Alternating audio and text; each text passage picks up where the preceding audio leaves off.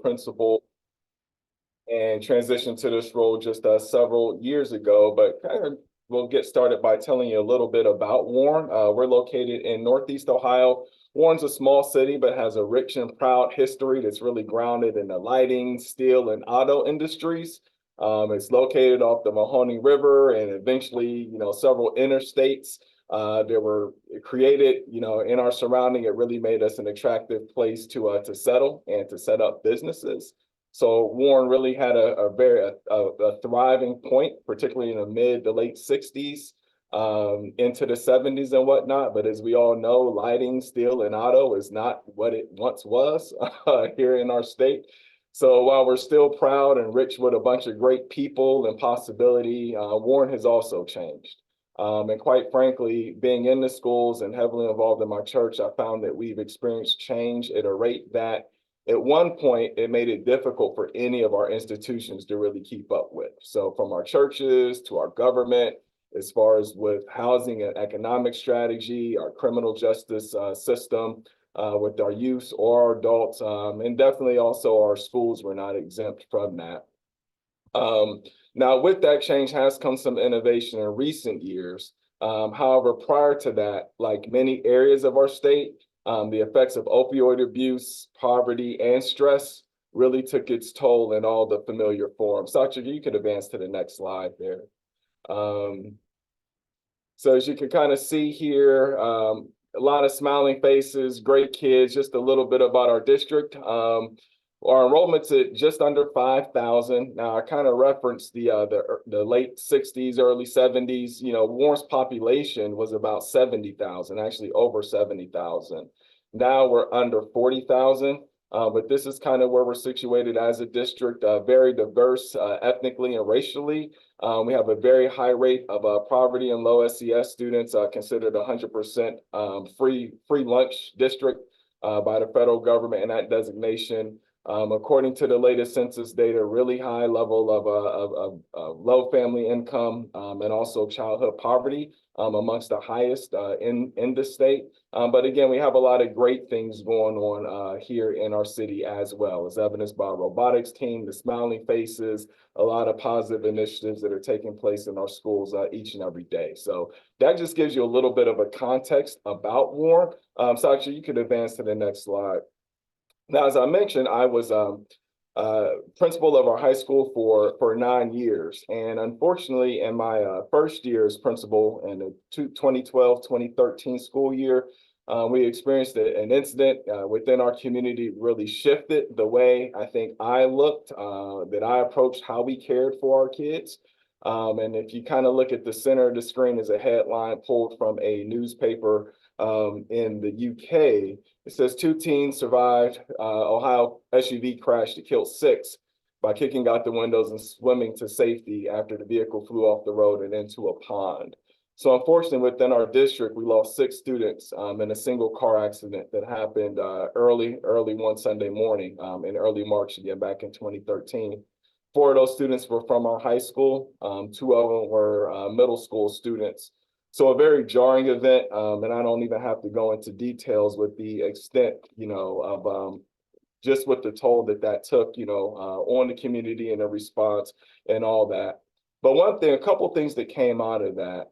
One was that, again, this happened early Sunday morning, and our superintendent at the time made the decision to open up one of our school buildings that afternoon, just as a place for our community to gather. And a number of administrators went up there just to kind of be supportive and receptive for whoever may have shown up. And we had hundreds of people show up, hundreds of people who were looking for connection, hundreds of people who were just kind of looking for coming to that safe space, looking for that caring person that they can kind of hug and love on, and just a place where they can kind of come and just be as a community. And what that demonstrated to me was that it really demonstrated how we were situated as a school to really care for the needs of our community.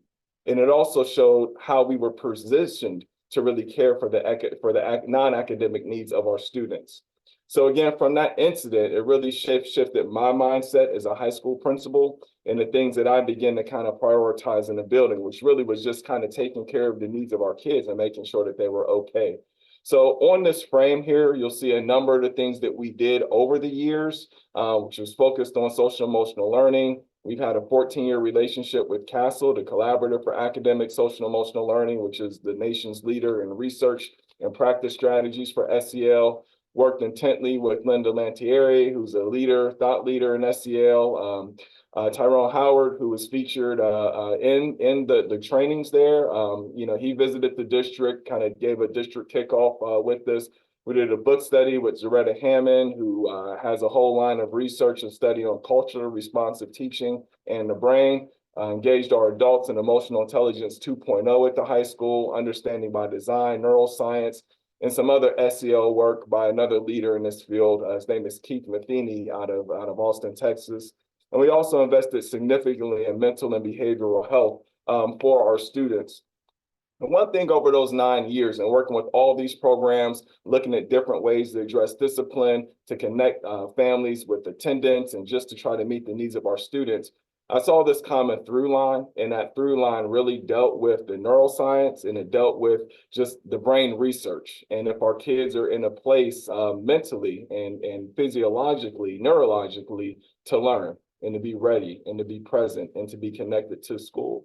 So the more I kind of took this walk, again, after 9 years, I came into this role as associate superintendent, began to look to see how we can deepen this work, and everything just really pointed towards trauma-informed practice and trauma-informed strategies. It was really a common denominator of so many of the good things that we were doing for kids and for our adults from the previous 9 years. So one thing led to another.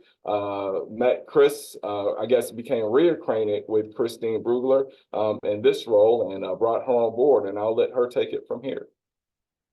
Thanks, Dante. And I hope you all noticed my UC mom shirt. I had to switch out the pictures for this presentation, right? As Dante mentioned, Warren City School District is in Northeast Ohio, but in Trumbull County, not to be confused with Warren County, which, like Hamilton, is also diagonal from us. Fun fact, we've had a few national presenters actually make this assumption and almost arrive at the wrong airport or include the wrong district in their presentation. This map served as the introduction of the 6 trauma-informed care collaboratives unveiled at Ohio's first Trauma-Informed Care Summit in 2014. I attended that very exciting conference and have been a member of the Lower Northeast TIC Collaborative since then, serving as its lead for the last 4 years. I love the networking and resource sharing that occurs both regionally and statewide. Learning about ACEs and the impact of trauma totally changed the trajectory of my nursing career. I strived to study all I could and was an early member of the fledgling ACEs Connection, now PACES Connection. Another fun fact, Jane Stevens, founder of ACEs Connection, launched this amazing site in 2012, and when I joined, I was the 126th member. Today, this site hosts more than 52,000 people from every state and 40 countries, with more people joining every day. I learned so much from the articles Jane posted about adversity and resilience. When a documentary, Paper Tigers, previewed in 2015, I greatly appreciated the transparency of then Principal Jim Sporleader, who truly transformed Lincoln High School to be trauma-informed. Jane wrote about Jim's groundbreaking work, and his virtual interviews were frequently highlighted.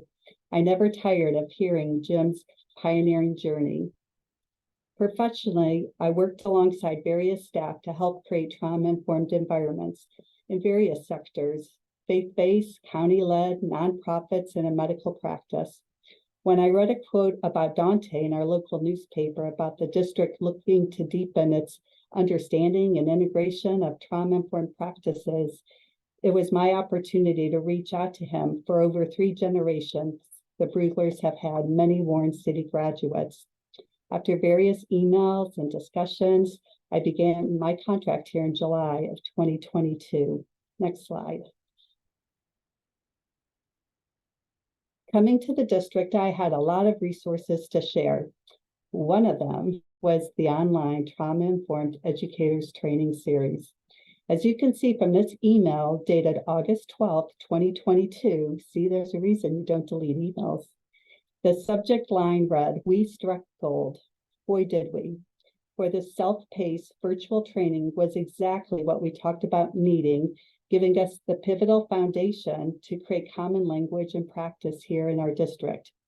It was the most amazing find, and we excitedly waited for the best time to introduce it. An early initial concern was that our staff might view trauma-informed practice as an isolated initiative. We joke that our messaging should be that trauma-informed is not one more thing on their already full plates, but it is the plate itself. After my creative daughter captured this visual, we ran with it, showing the TIC plate as supporting all of our school initiatives. Next slide. We hit the ground running. We strategically introduced TIC concepts to various school staff in meetings, waiver days, PDs, and a board meeting. We knew we needed our staff to be the best they could be and created a collective care survey to collect data on how to best take care of each other. Next slide. Once everyone got settled into the school year and the holidays were behind us, we decided to offer the online trauma-informed educator training series during the month of February. Let me say that Sachika was amazing. I was going to total up all the emails Sachika and I had, and it just would have taken too much time to do it. My computer just said one of many, and just take our word for it. But Sachika was always there to help us along the way in setting this program up with our code and problem solving, and then a follow-up. We were laughing before we started that she should be one of our co-presenters because she was a critical part of our team. By way of an email invitation to our staff and our entire school staff, we invited them to register for the training using a link to an internal form. Once registered, I would then send instructions including the training link along with a log for them to keep track of their time, as we asked them to do this training outside of their regular workday. Once staff completed the training, they could submit a copy of their certificates to us along with their log to be paid up to 4 hours of professional development time. This approach was very successful, for we had 164 staff members completing the training the first year. Next slide. We closed out the school year reconnecting with our admin teams and training participants, following up and reinforcing core concepts with trauma-informed care principles. It was very exciting to observe the transformation occurring in our staff. Here are just some of the comments about the TIC training we received. Quote, "I was pleasantly surprised how much I took away from it. It really made me think and reflect on how I am able to change my thought and process in dealing with students. I cannot wait to do more." Quote, "I really like the training videos. The workshop was one of the best I've taken." Quote, "I liked being able to do the training when it was good for me instead of doing it in person after the end of a tiring school day." Quote, "Thank you for bringing the trauma-informed educator series to us. What a difference we can make if we work to create safe and brave classrooms for our students. We could have the best curriculums in place, but they are meaningless unless the classroom is safe and brave." Next slide. With the start of a new school year came more strategic approaches, including a 3-hour TIC introduction session for our secretaries, aides, and bus drivers in early August. Dante started to send out ongoing brief email TIC updates to our admin team to help them bridge our new CHAMPS and STOIC classroom management model as they in turn guided our teachers. We started book study groups using the book What Happened to You for our pre-K and school liaison staff members, as they most frequently engage and interact with our families. As you can see, we also took the opportunity to present our trauma-informed care journey built on the awesome online trauma-informed care training that was produced from Cincinnati. We took this at the county and the state level. And we became more intentional with our staff wellness initiatives, creating a new Wellness Wednesday slide deck every month based on the 8 dimensions of wellness. These were co-created with myself and Nikita Warfield Owens, our new Behavioral Health and Wellness Coordinator. Next slide.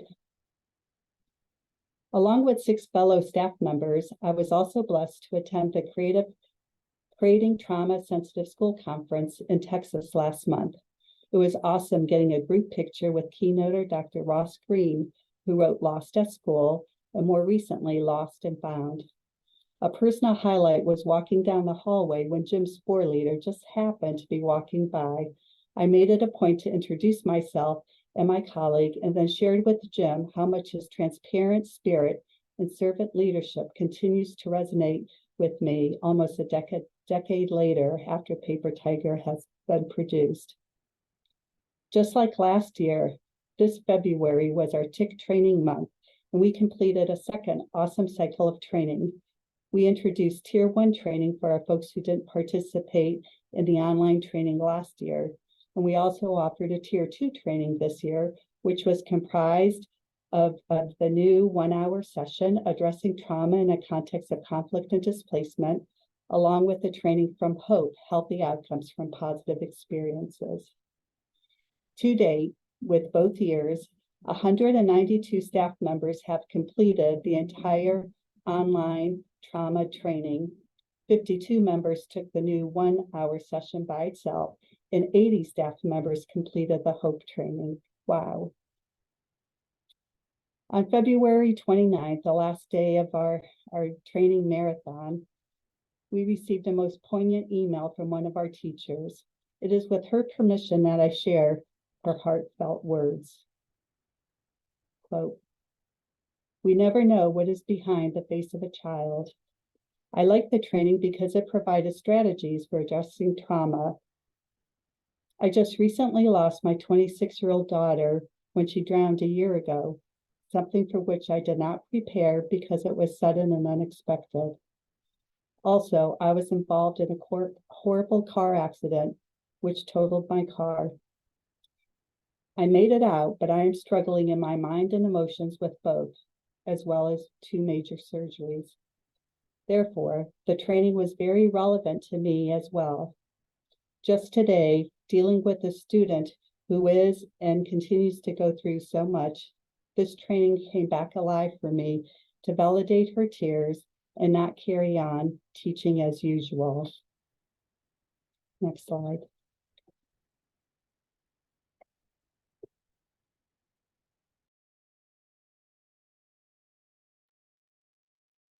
So I think for us in summation, that may go back one, I think Sashika maybe. I think the main thing for us, the benefit was time. One is that, the independence and the flexibility of the online modules really served us well. It helped to bring people together. We're a very broad organization. We're not the largest school district, but schools can be big places. They can be lonely places for teachers. Feel very isolated and you feel like you're on an island, as you're a staff member. But having the right people take advantage of these sessions, and then for us to be able to provide the follow-up, it brought people together and it helped to build a community with things. And it also gave us a foundation, again, a common language, common understanding that we can sort of build off of going forward. So as we move forward, we're looking to continue to kind of align our trauma-informed practices to the work we're already doing. Again, just to sort of support and amen the good stuff that's happening, validate the good stuff that's happening. We're going to go deeper with this work as we look at it. Just again, keep going deep year after year as we work with folks to ensure that certain isolated practices become more common practices and experiences that our kids have just because they walk through their doors, not because they had a teacher who attended this training. We want to expand our staff wellness. We're opening up a new student recreation and wellness center in the fall, and that's going to further help to support a number of our wellness efforts with this. And we also want to take this work to the community by way of some community book studies with what happened to you. So appreciate the resource, appreciate this time to be able just to kind of share a bit of our experiences with the Marison training. So thank you.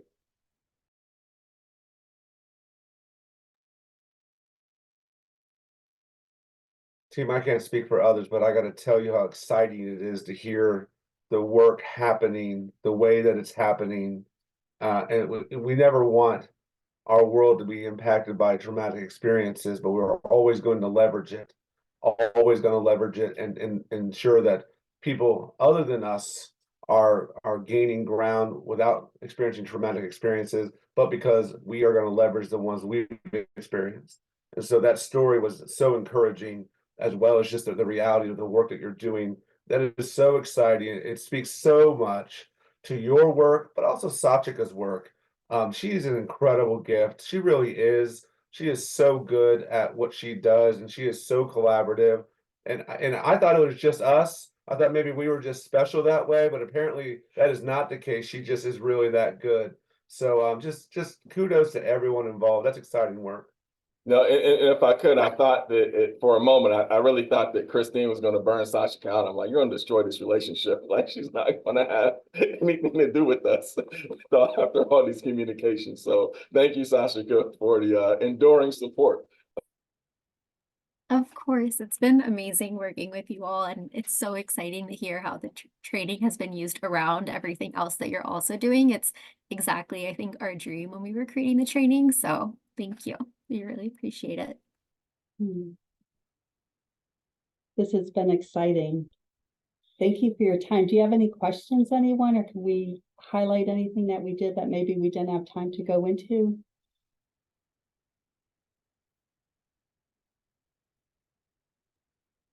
Hi, thank you for sharing your journey with us.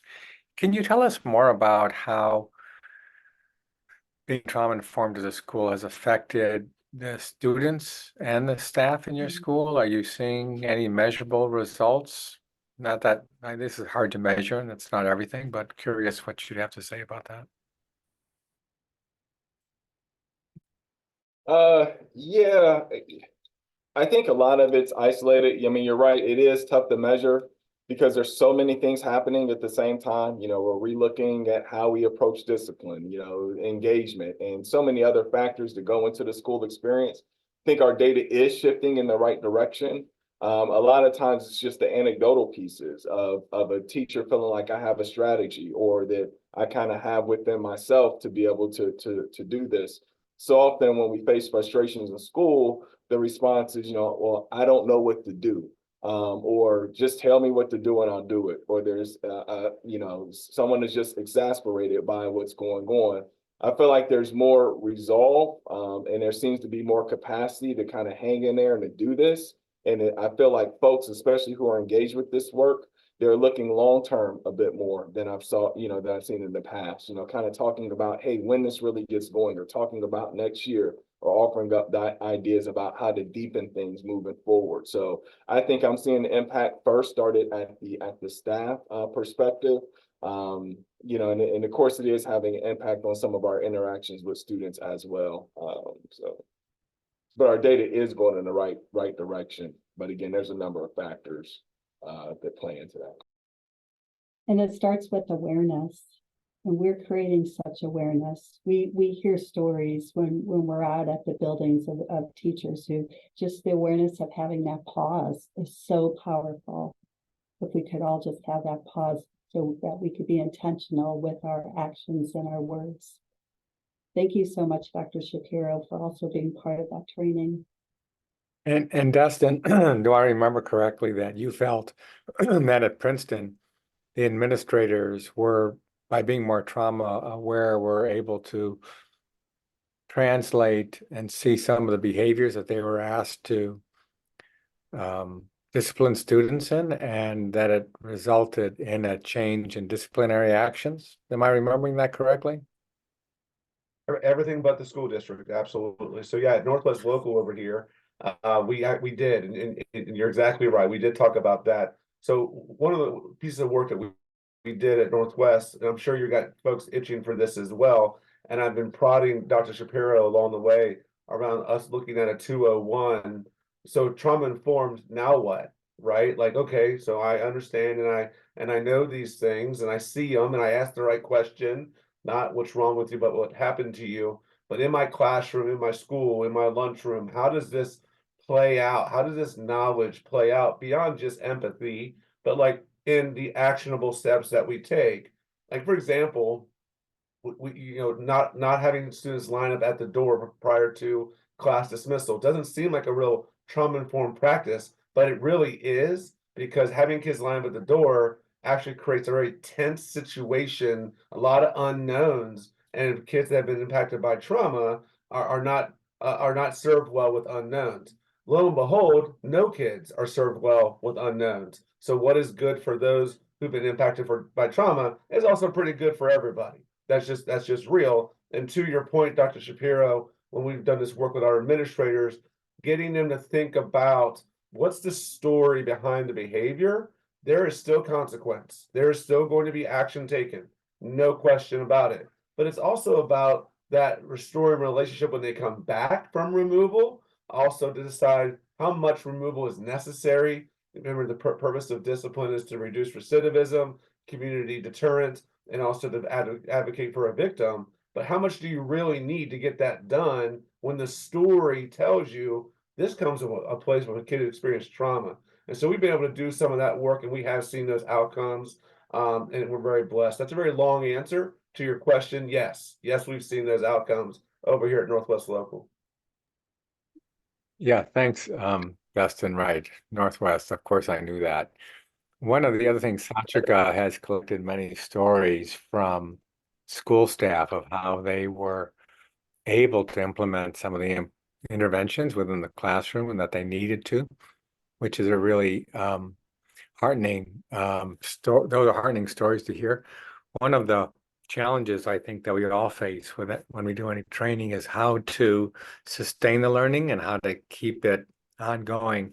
And I'm going to make a pitch for doing just that, for collecting the stories and sharing them out within the school so that people hear how other school staff as you are using the trauma-informed interventions and how they too can share their stories and think about using them. Thank you so much for sharing this with us. You're welcome. And go Bearcats, right? Tonight?